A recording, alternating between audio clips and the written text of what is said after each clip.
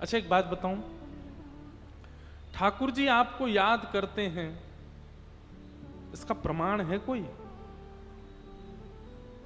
हाँ, 2-3 प्रमाण हैं। क्या?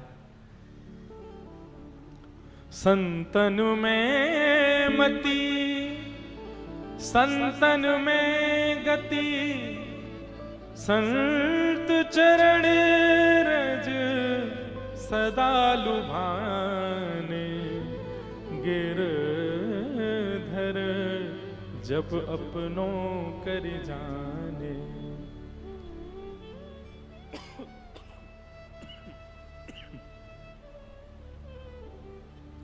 संतन में मति, संतन में गति, संत चरण रज सदा लुभाने, तब समझो गिरधर अपनों करी जाने।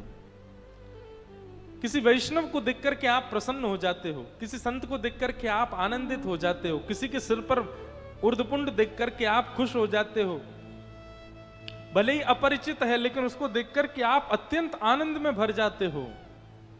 और उसकी चरम स्थिति ये कि किसी वैष्णव को देख, ये पता चल जाए कोई ब्रज से आया है, कोई ब्रजवासी है, नेत्र सजल हो जाए उसको देख करके, समझ जाना आपसे ठाकुर जी प्रसन्न हैं और आपको स्वीकार कर चुके।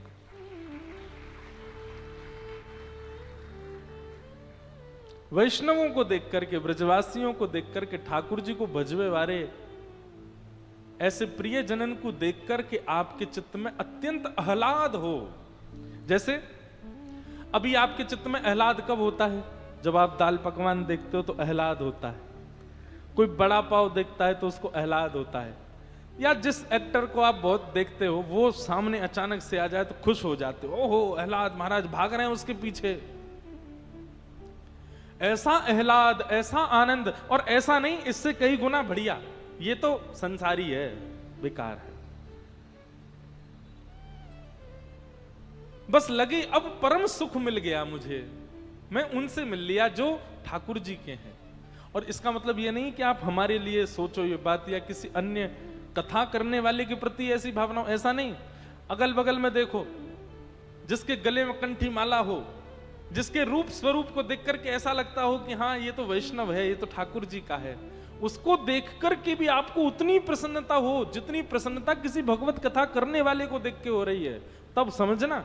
अब नहीं तो मंच पर बैठ के कथा करने वाले को देख के तो सब रीझ जाते हैं, उससे रीझना कोई बड़ी बात नहीं है। ये व्यास मंच है, यहां अपने आप आकर्षण हो जाता है लोगों का, ये कोई बड़ी बात नहीं है।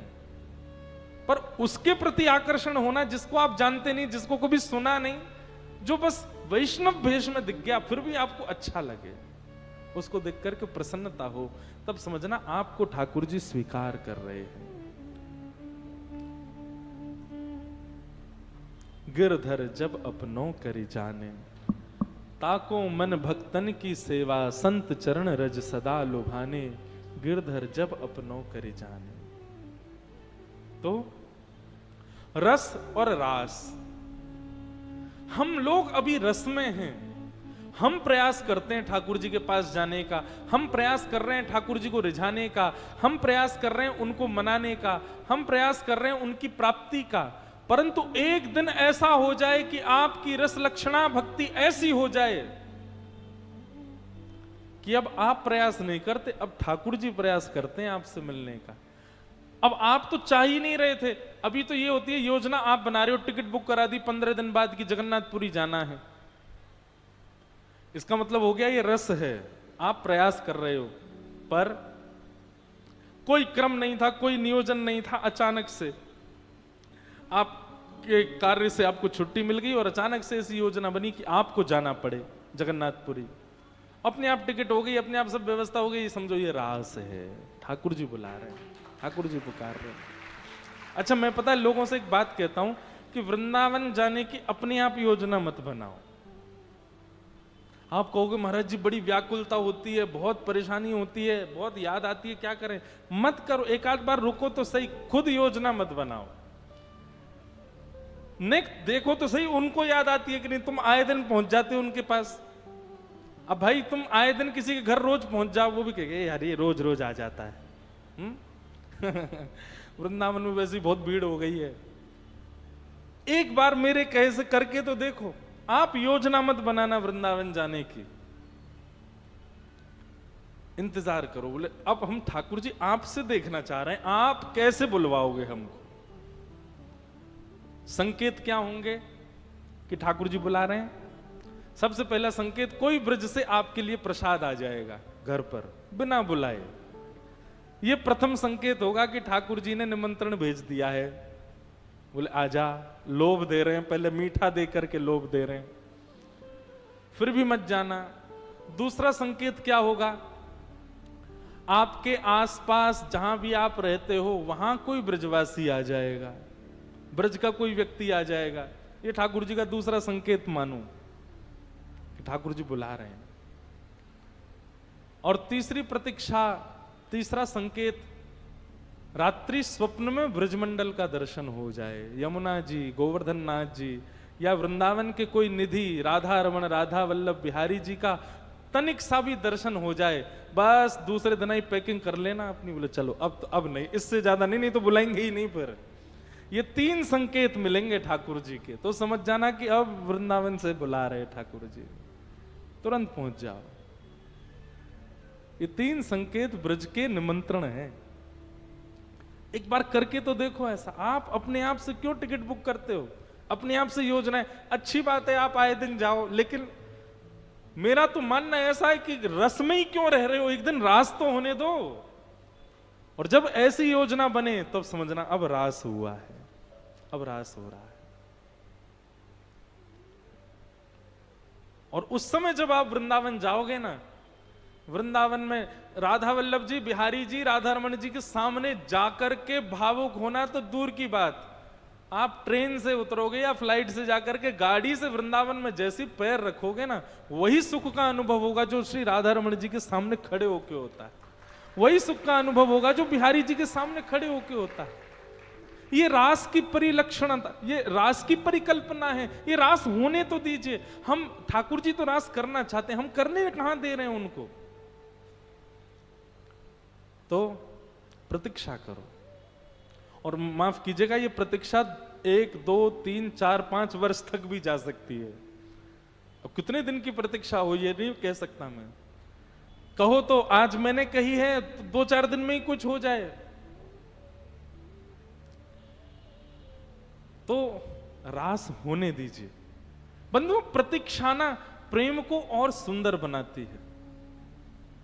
उस प्रतीक्षा को रहने दिया कीजिए। कभी कभी प्रतीक्षा में जैसे ही आप संयोग को ले आते हैं ना, तो प्रतीक्षा समाप्त हो जाती है। और प्रतीक्षा समाप्त होते ही प्रेम जो है जहां था वहीं रुक जाता है, फिर बढ़ना बंद हो जाता है। प्रतीक्षा, जैसे जैसे प्रतीक्षा होती है प्रेम बढ़ता रहता है। मुझे तो ऐसा लगता है, मैं अपनी मनोबुद्धि से कहूं, जिसके जीवन में बहुत प्रतीक्षा है, समझना कि वो इतना समीप जाने वाला है। ठाकुर जी इतने इतने भाव से मिलने वाले हैं उससे एक दिन, जिसने प्रतीक्षा बहुत करी है। और जो, अब बुरा नहीं मानना वो लोग जो यूं कहते, जिनके बारे में मैं कहूं साल में 3, 4, 5 बार तो वृंदावन ही चले जाते हैं, हर महीना चले जाते हैं, ये आपका पता क्या, ये नियम हो गया। अब आप हर महीने वृंदावन जा रहे हो। वृंदावन को आपने एक नियम बना लिया। अच्छी बात है, जाओ, आपके लिए इतनी व्यवस्था ठाकुर जी ने कर दी, जाओ। पर मैं मानता हूं कि वृंदावन को आमंत्रण देने दो ना, तब तक प्रतीक्षा करो।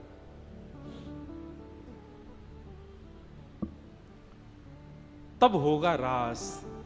रास का मतलब है अब ठाकुर जी याद कर रहे हैं, ठाकुर जी योजना बना रहे हैं आपसे मिलने की, और आप योजना बनाओ, वो है रस। रस और रास, ये अंतर है। गोपियां सब ठाकुर जी से मिलना चाहती हैं, 24 घंटे उन्हीं को निहारना चाहती हैं, उन्हीं को देखना चाहती हैं। पर आज शरद पूर्णिमा का चंद्रमा उदित हुआ, ये वही चंद्रमा है जिस चंद्रमा के लिए ठाकुर जी पहले कह चुके हैं गोपियों को कि मैं शरद पूर्णिमा की रात्रि में आप लोगों से रास विहार करूंगा। आज शरद पूर्णिमा का चंद्रमा निकल आया, सीखो गोपियों से, तब भी गोपियां नहीं गईं। गोपियां प्रतीक्षा कर रही हैं, बोले पूर्णिमा का चंद्रमा तो निकल आया, लेकिन अभी भी कन्हैया बुलाएगा तो जाएंगी। ऐसा नहीं है कि गोपियां व्याकुल नहीं है, गोपियां उत्सुक नहीं है जाने की, इतनी उत्सुक हैं कि बस एक कोई झूठे को आके बोलते कन्हैया खड़े, तुरंत भागेंगी। लेकिन ये प्रेम का स्वरूप है, गोपियां चाह रही हैं एक बार और कन्हैया बोल दे कि मैं तुम्हारी प्रतीक्षा कर रहा हूं, सो ही जाएंगे। और तभी जगौ कलम बाम दृशाम मनोहरम, ठाकुर जी ने अपनी वेणु को अपनी ओष्ठ पर धारण करके अपनी कोमल उंगलियों से उसके छिद्रों को आच्छादित करते हुए और जैसे ही प्राण पिरोए बाज उठी वंशी वृंदावन में। अब देखो बहुत सावधानी से सुनिएगा, जो कृष्ण को केवल नंद नंदन समझते हैं, जो कृष्ण को केवल परमात्मा समझते हैं, जो कृष्ण को केवल और केवल यशोदा का पुत्र समझते हैं, उनको तो ऐसा सुनाई दे रहा है कि वंशी बज रही है। लेकिन जिनके चित्त में कृष्ण के प्रति प्रेम है, उन सबको ध्वनि नहीं सुनाई दे रही, उनको शब्द सुनाई दे रहा है। मानो शब्द आकर के कान में कह रहे हो, अरे गोपी तू यहां बैठी है, मां कन्हैया कदम्ब के नीचे तेरी प्रतीक्षा करें, जल्दी चल। कथा में भी ऐसा ही होता है, कथा में इतनी भीड़ आती है, पर कथा में सब लोगों को तो ऐसा लगता है कि व्यास जी शब्द बोल रहे हैं, व्यास जी कथा बांच रहे हैं, सामने पोथी में सब देख देख के बोल रहे हैं। पर जिनके चित्त में कृष्ण प्रेम है, उनके नेत्र बंद हो जाते हैं, नेत्र सजल हो जाते हैं। उनको लगता है कि ये कथा नहीं है, ये शब्द नहीं है, ये अक्षर नहीं है, ये साक्षात कृष्ण वाणी है और ये मेरे चित्त के लिए ही मुझे सुनाई जा रही है। मुझे परम शांत, परम आनंदित और भक्ति में और प्रवर करने के लिए ठाकुर जी ही संदेश दे रहे हैं मुझको। कथा में भी ये भेद दिखाई दे जाता है। कई लोग मात्र शब्द सुनते हैं, कई लोग मात्र संस्कृत सुनते हैं, कई लोग मात्र केवल एक भाषा सुनते हैं, पर कृष्ण प्रेम में उन्मुक्त श्रोता तो प्रेम सुनता है। कृष्ण प्रेम में उन्मुक्त श्रोता तो ठाकुर जी का संदेश सुनता है कथा में। वक्ता तो वेणु है, कृष्ण के प्रति प्रेम होगा तो वक्ता की वाणी साक्षात कृष्ण वाणी लगेगी। और यदि ठाकुर जी केवल भगवान है, इतना ही प्रेम है, बस इससे ज्यादा कोई भाव नहीं, तो फिर शब्द ही लगेंगे। वही हुआ ब्रजमंडल में, जब वंशी बजाई ठाकुर जी ने तो कृष्ण प्रेम उन्मुक्त गोपियां व्याकुल हो गईं, मानो कानों में आकर के शब्द कह दिया हो। यहां पर लिखा है जगौ कलम बाम दृशाम मनोहरम। ठाकुर जी ने क्लीम शब्द का उच्चारण किया है वंशी के द्वारा। गोपियों को लग रहा है कि कन्हैया हमको पुकार रहे हैं, और उसी समय गोपियां अपने जिस कार्य में थी वहीं उस कार्य को छोड़ करके भागी। इतना भी विचार नहीं किया कि इसको व्यवस्थित तो कर चले हम। दौड़ी कृष्ण से मिलने के लिए। कोई अपने पति को छोड़ के भागी, कोई बच्चों को छोड़ के भागी, कोई जितने भी रिश्ते नाते हैं संसार के जिनको कभी नहीं त्याग सकता कोई, उन सबको भी छोड़ करके गोपियां भागी हैं कृष्ण से मिलने के लिए। कोई गोपी अपना श्रृंगार कर रही है तो अंज लोचने, अपनी आंखों में काजल लगा रही है। कोई गोपी अपनी बेणी गूंथ रही है, अपनी चोटी बना रही है। कोई गोपी सुंदर अपना श्रृंगार कर रही है, कोई गोपी वस्त्र धारण कर रही है।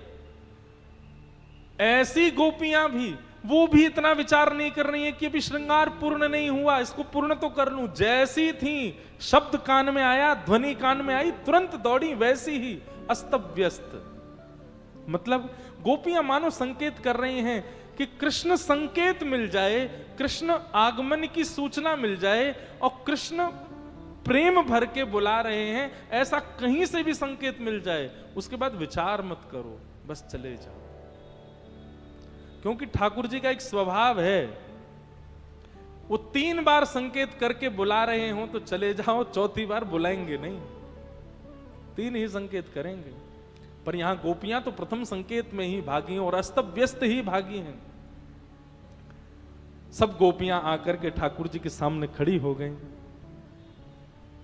भगवान ने सबसे पहले तो गोपियों का स्वागत किया। स्वागतम वो महाभाग प्रियम किम करवाणि ब्रजस्यानामयं कश्चित् वृतागमन कारणम। आइए आइए आइए, स्वागतम स्वागतम स्वागतम, पधारो। आप सबका स्वागत है। वृतागमन कारणम, आप सबके आने का कारण जान सकता हूं मैं? इतनी रात्रि को अपने पति परिवार सबको छोड़ छाड़ के आप क्यों चली? ऐसा कथा में भी होता है। व्यक्ति जब कथा सुनता है, 1 दिन 2 दिन 3 दिन 4 दिन लगातार कथा, फिर चौथे 5वें दिन उसके चित्त में अपने आप, मैं क्यों आता हूं कथा सुनने? अपनी दुकान बंद करके परिवार वालों से लड़के झूठ बोल क्यों आता हूं यहां पे? ठाकुर जी मिलते तो है नहीं, बस विरह देते रहते हैं, व्याकुल करते रहते हैं, प्रेम बढ़ाते, मिलते तो है नहीं, मैं क्यों आता हूं? ये प्रश्न जब चित्त में आए तो समझना ठाकुर जी ने ही पूछा है। ब्रूतागमन कारणम, अपने आने का कारण बताओ, क्यों आए हो यहां पर? अच्छा, तब ठाकुर जी 10 श्लोकों में गोपियों को स्त्री धर्म बताते हैं। तुम सब पतिव्रता नारी, अपने अपने पतियों को छोड़ आई। राम राम राम राम राम, तुमको पता कितना बड़ा पाप है ये? एक पतिव्रता नारी जब अपने पति का त्याग करती है, उसको कितने दिन के लिए नरक जाना पड़ता है, उसके कुल में किसके साथ क्या होता है, आदि आदि सब बात ठाकुर जी यहाँ पे पतिव्रता नारी के धर्म समझाने लगे और कहने लगे तुम लोगों को बहुत बड़ा पाप लगेगा। एक परपुरुष के पास आ गई हो, चलो जाओ, वापस चली जाओ, अपने अपने घर जाओ। गोपियां खड़ी हैं सामने। 10 श्लोकों में भगवान ने गोपियों से कहा जाओ, वापस अपने घर लौट जाओ। और जब 10 श्लोक बाद भगवान मौन हो गए, गोपियां बोली अब हम कुछ कहें? ठाकुर जी बोले बोलो। और गोपियों ने यहां पर प्रणय गीत कहा। मुझे सबसे ज्यादा प्रिय है प्रणय गीत। श्रीमद् भागवत में इतना सुंदर गोपियां उत्तर दे रही हैं। गोबर थापने वाली अनपढ़, कोई स्कूल में नहीं गई है, पर ब्रह्म को उत्तर दे रही हैं कि हम क्यों आई हैं। मैवं विभोर्हति भवान् गदितुं नृशं सन्त्यज्य सर्वविषयांस्तव पादमूलम् भक्ता भजस्व दुर्वाग्रहमात्यजास्मान्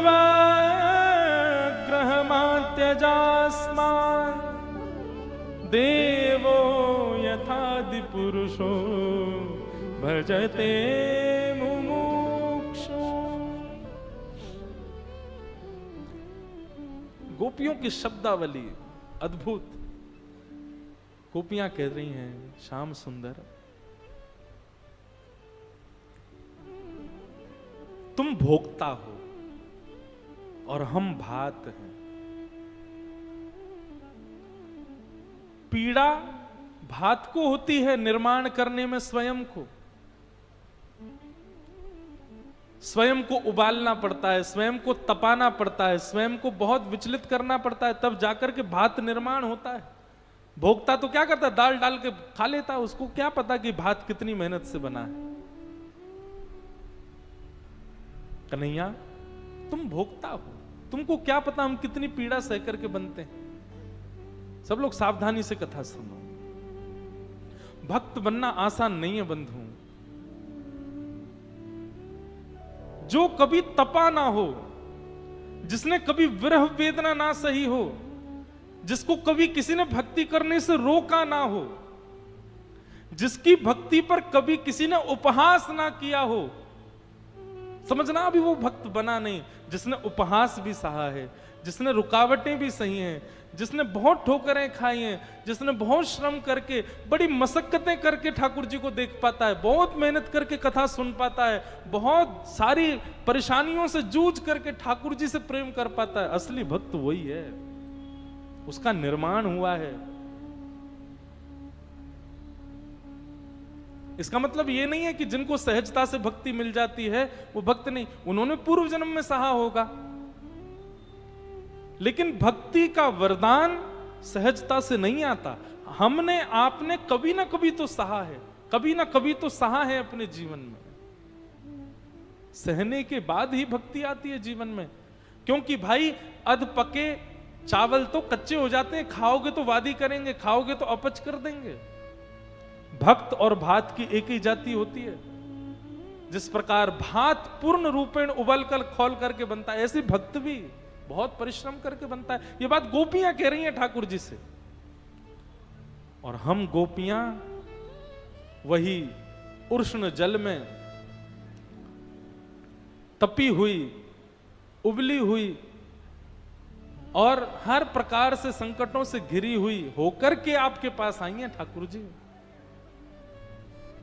सब लोग नेक नेक खिसक जाओ भैया, नेक व्यवस्थित हो जाओ, भाव से बैठो।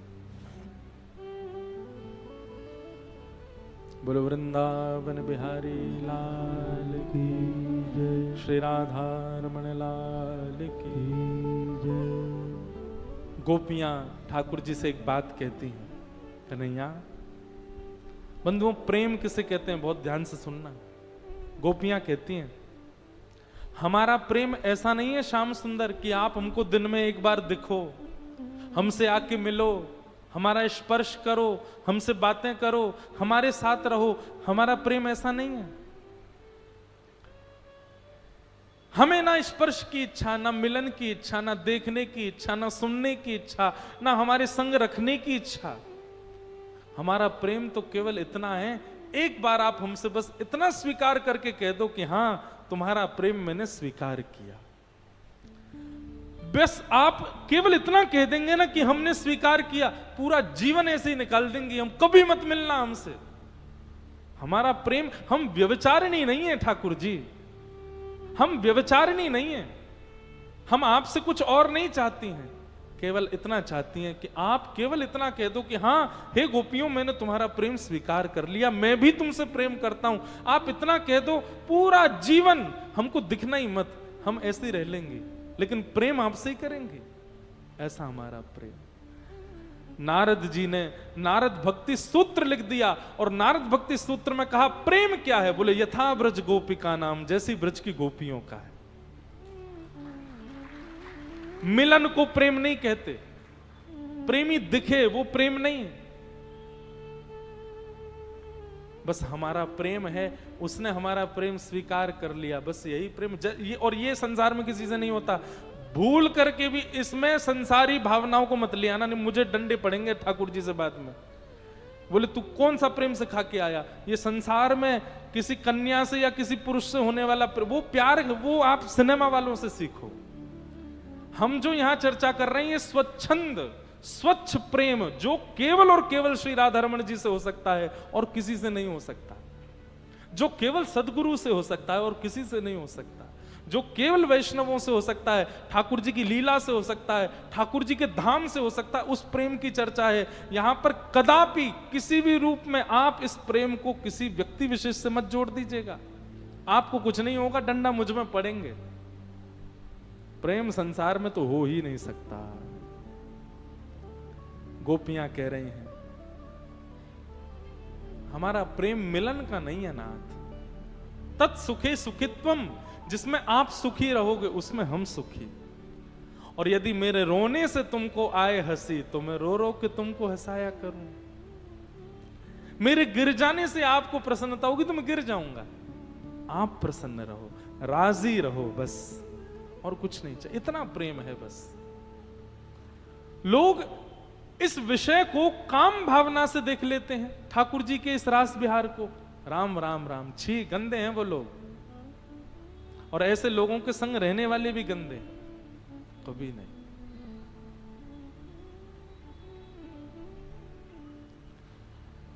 गोपियों ने अंत में एक बात कही और कहा ठाकुर जी हम जा रही हैं, पर जाते समय हम आपसे कुछ मांगना चाहती हैं। भगवान बोले क्या चाहिए बताओ, हम सब दे देंगे, तुम जाओ। लेकिन गोपियां बोली जो मांगेंगे सो दोगे? बोले हाँ। बोले कोई अलग वस्तु नहीं मांग रहे हैं, हमारी एक वस्तु आपके पास है, वही हम आपसे मांग रहे हैं। भगवान बोले मेरे पास क्या तुम्हारा? तब गोपियां कहती हैं चित्तम सुखेन भवता पहितम ग्रहेषु यन्निर्विशस्त्य तु करावपि गुह्य कृत्ये पादौ पदम न चलतस्तव पादमूला यामः कथम ब्रजमथो करवाम किं वा।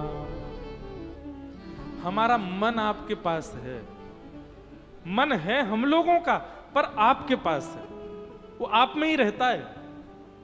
वो हमको वापस कर दो, अभी लौटा दो हमको वापस, हमको रखना ही नहीं आपके, हमको दे दो, हमारी वस्तु दे दो, हम चली जाएंगे। बताओ, ऐसे कभी फंसा सकते हो आप ठाकुर जी को जैसे गोपियों ने फंसाया? ठाकुर जी बोले अब मन कैसे वापस करूं मैं?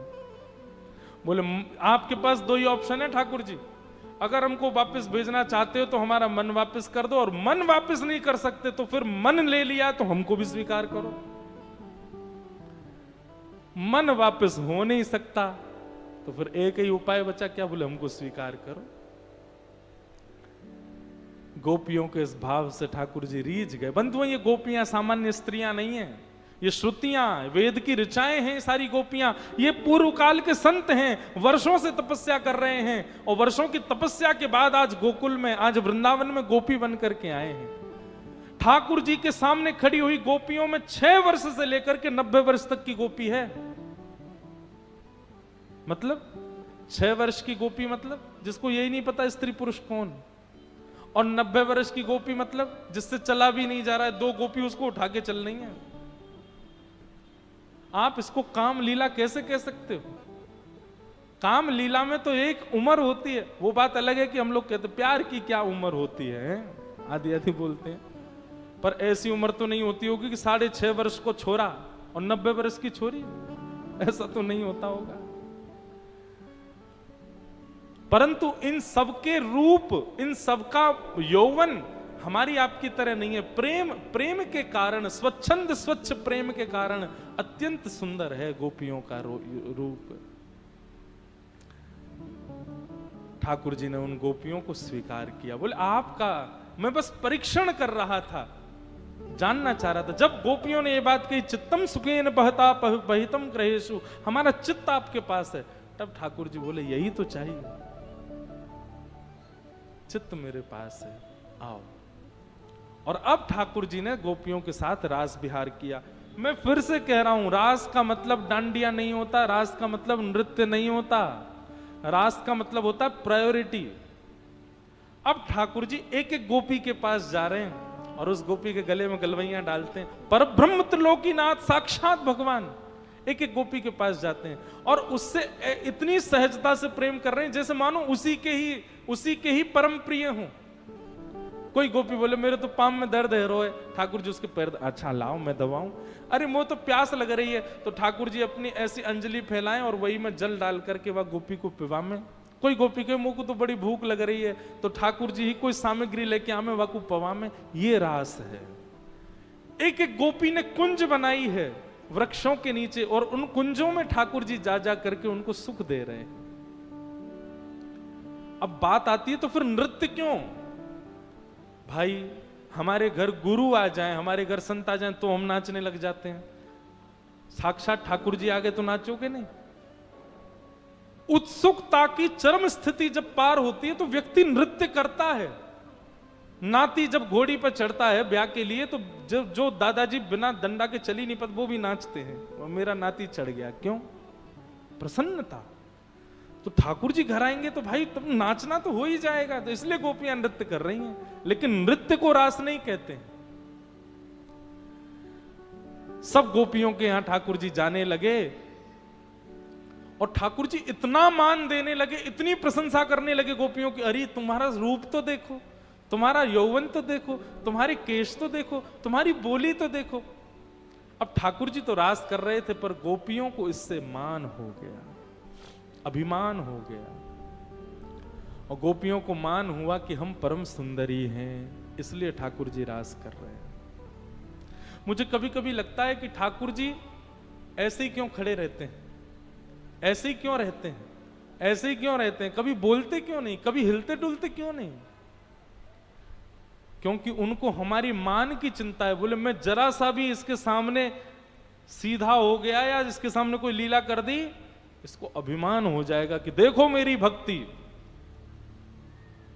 महाराज कई लोग अपने ठाकुर जी को चम्मच से दूध पिलाते हैं, वीडियो बना देते हैं उसकी, दुनिया में दिखा, देखो हमारे ठाकुर जी दूध पी रहे हैं। ठाकुर जी बोले मैं रोटी ना खा रहा हूं, बड़ी गरीब मत है, नहीं तो पूरी नेशनल मीडिया में डाल देगा। मेरे ठाकुर जी रोटी खाते हैं। कहीं मुझे और आपको अभिमान ना हो जाए अपनी भक्ति पर, इसलिए हमारे नाथ ऐसे ही बैठे रहते हैं। मैं एक बार अपने ठाकुर जी के साथ विदेश जा रहा था, तो लाल जी थे, मैं था और कोई था नहीं। एक बार मैं कथा में भी बताई एक जगह, तो रात्रि का समय, पूरी फ्लाइट में सब सो रहे थे, लाल जी और मैं आसपास, तो मैंने अपने लाल जी उठा दिए। सत्य घटना बता रहा हूं बिल्कुल। हमने अपने लाल जी से कही, मैं लाल जी यहां पे कोई भी नहीं है, सब जान गए, सब अंग्रेज बैठे हैं, ये मुझे जानते भी नहीं, वो सब सो रहे हैं, आप पूरे समय ऐसे ही खड़े रहते हो, आज एक काम करो, आप अपना ये हाथ नीचे कर लो, मैं किसी को नहीं बताऊंगा। और मैं बार बार क्या करूं, मैं 10 तक गिनती गिनना हूं, आप हाथ नीचे कर लेना, फिर देखूंगा मैं 1 2 3 4 5 6 7 8 9 10। ठाकुर जी यूं ही खड़े। आज मैंने क्या, अच्छा हाथ नीचे मत करो, एक बार आंखें जो आपकी नीचे रहती हैं एक बार अपने आप ऊपर कर लो, कुछ तो करके दिखा दो, मैं किसी को नहीं बताऊंगा। खूब प्रयास किए, ठाकुर जी ने कुछ नहीं किया। सो मैं नाराज होके ठाकुर जी को झांपी जी में धर के मैंने, बैठे रहो, तुम तो कुछ करोगे ही नहीं। अरे मैं कह रहा हूं मैं कोई से ना कहूंगा। अचानक अपने आप ही मन में अपने आप ही भाव आया, मानो ठाकुर जी बोल रहे हो, बोले तू सबसे पहले कथा में जाके सुनाएगा मेरे ठाकुर जी ने हाथ नीचे कियो। बोले तो ना दिखाऊंगा मैं, तू तो मानेगो ही ना, नेक में जाके बता देगो सबन को। अपने आप ही मन में भाव आया, फिर ठाकुर जी को खोल के मेरी क्षमा, ऐसे ही रहो। तब ये बात मन में आई कि ठाकुर जी हमें कहीं मान ना हो जाए, इसके लिए ठाकुर जी मूर्ति बने खड़े रहते हैं। नहीं तो सोचो, जगत नियंता जगदाधार त्रिलोकीनाथ, वो मंदिर में खड़े रहते हैं, कई बार चूहा चूहिया घूम जाते हैं वहां से, फिर भी बेचारे हिलते डुलते नहीं, ऐसे खड़े रहते हैं। कुछ भी हो जाए वो हिलते डुलते भी नहीं, उनको कोई, वो किसी के बंधन में थोड़े ही, लेकिन केवल और केवल मूर्तिमंत होकर के खड़े हैं कि कहीं मुझे और आपको अभिमान ना हो जाए कि मेरी भक्ति की सामर्थ्य देखो, मेरे ठाकुर ने ऐसा किया। ठाकुर जी को आपके अंदर क्रोध आ जाए, आपके अंदर लोभ आ जाए, काम भी आ जाए, ठाकुर जी को इतनी चिंता नहीं होती। ठाकुर जी कहते हैं संभल जाएगा, लेकिन अभिमान आ जाए, ठाकुर जी कहते अब नहीं संभल पाएगा। इसलिए भैया मान मत आने दो। गोपियों को मान आ गया, और जैसे ही गोपियों को मान आया, ठाकुर जी को पीड़ा हो गई। बोले यही नहीं चाह रहा था मैं कि मैं इतना सहज हो जाऊं, इससे इनको मान ना हो, और वही हो गया, गोपियों को मान हुआ। ठाकुर जी देखते ही देखते गोपियों के बीच से अंतर ध्यान हो गया।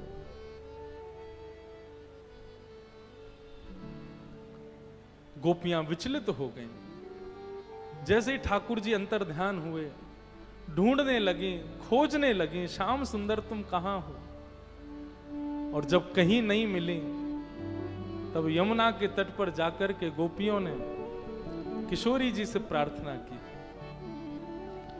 हे सुन राधिका दुलारी, तेरे द्वार का भिखारी हूं मैं, शाम का पुजारी,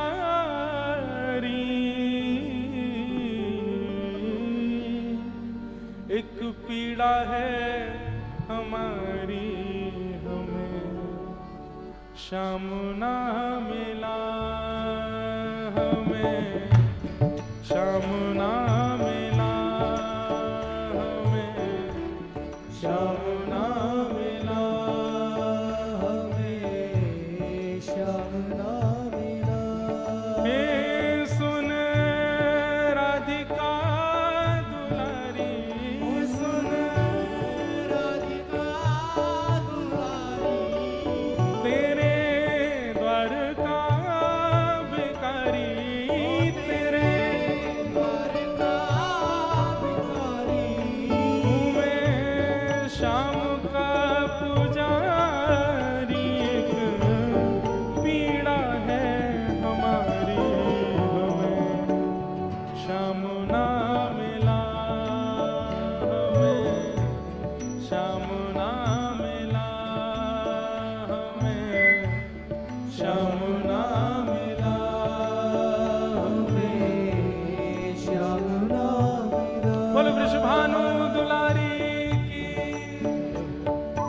किशोरी जी से प्रार्थना करेंगे तभी श्याम सुंदर मिलेंगे।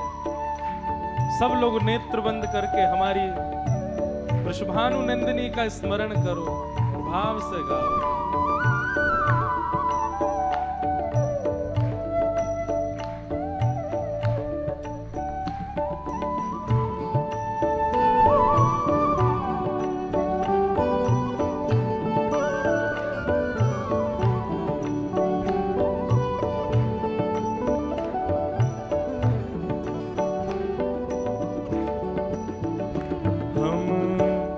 सोचते थे कान्हा कहीं कुंजन में होगा, हम सोचते थे कान्हा कहीं कुंजन में होगा, हम सोचते थे कान्हा कहीं कुंजन में होगा,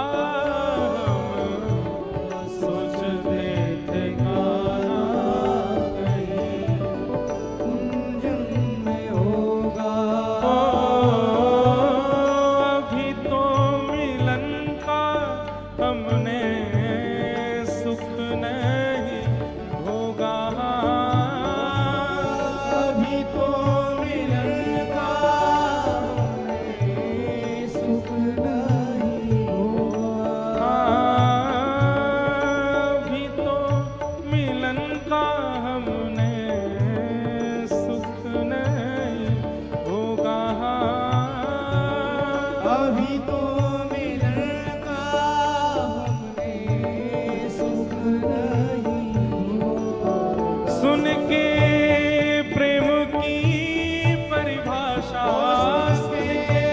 प्रेम की परिभाषा मन में बंधी थी जो आशा, मन में बंधी थी जो आशा, आशा हुई रे निराशा झूठी, दे गया दिलासा,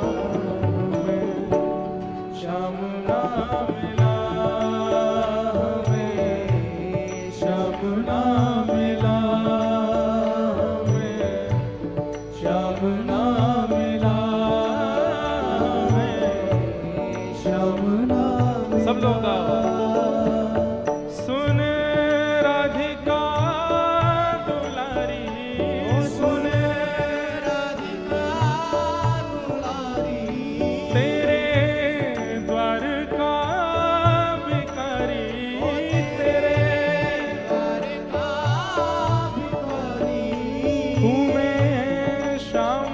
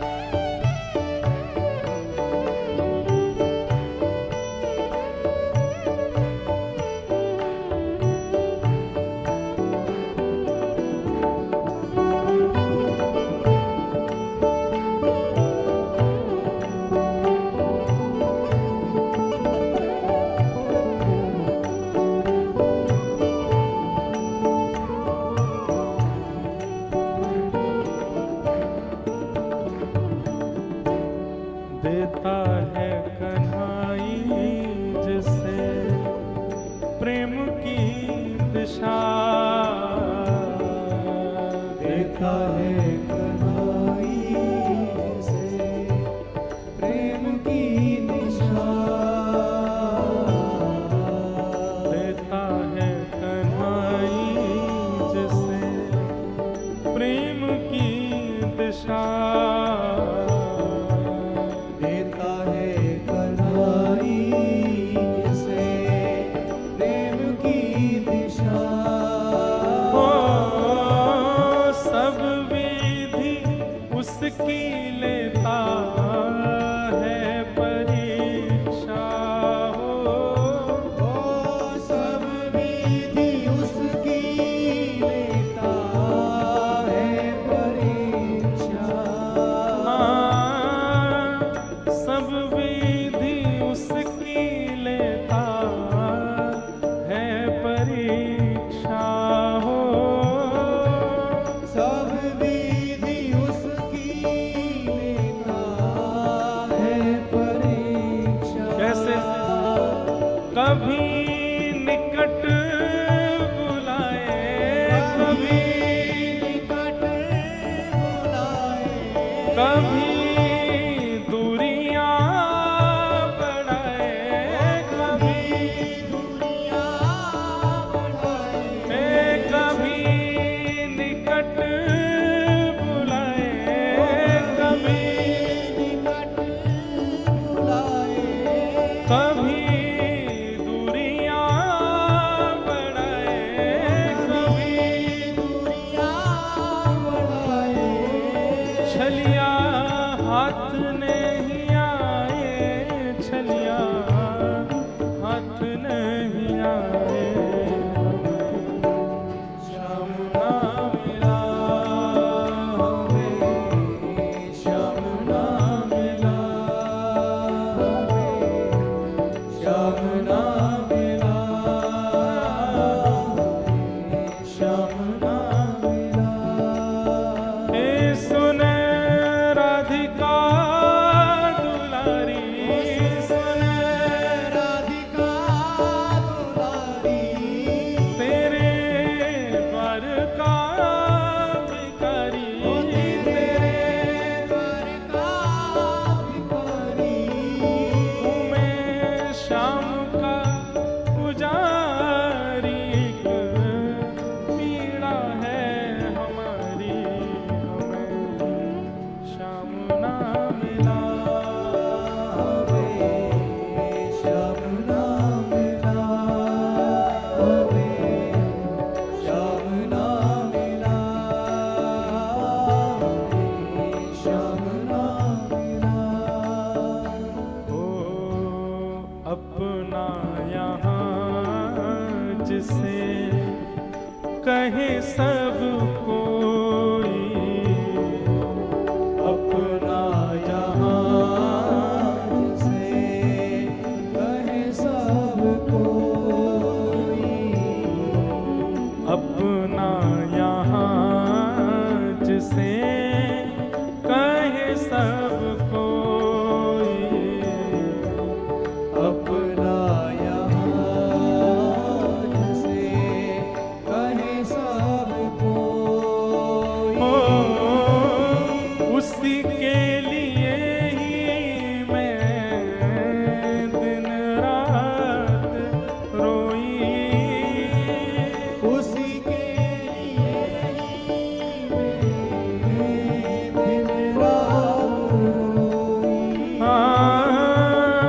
उसके लिए मैं ही दिन रात रोई।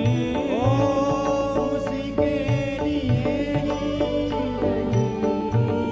दिन रात रोई। नेहा दुनिया से तोड़ा, नेहा दुनिया से तोड़ा, नाता सावरे से जोड़ा, नाता सावरे से जोड़ा। हे नेहा दुनिया से तोड़ा, नेहा दुनिया से तोड़ा, नाता सावरे से जोड़ा, सावरे से जोड़ा। पर उसने ऐसा मुख मोड़ा मुझे कहीं का न छोड़ा। श्याम ना मिला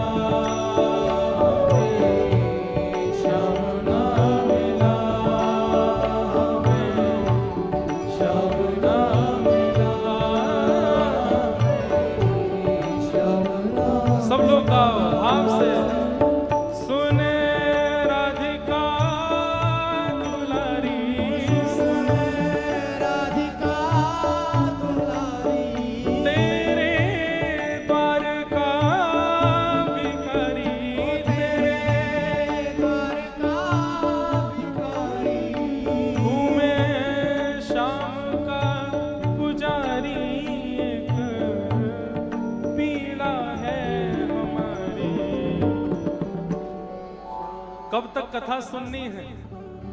लोग पूछते हैं कब तक कथा सुननी चाहिए, और मेरे मन में कभी कभी मुझसे ही प्रश्न आता है कि मैं कब तक कथा कहूं, जब तक इस पंक्ति को मैं ऐसा ना गा दूं।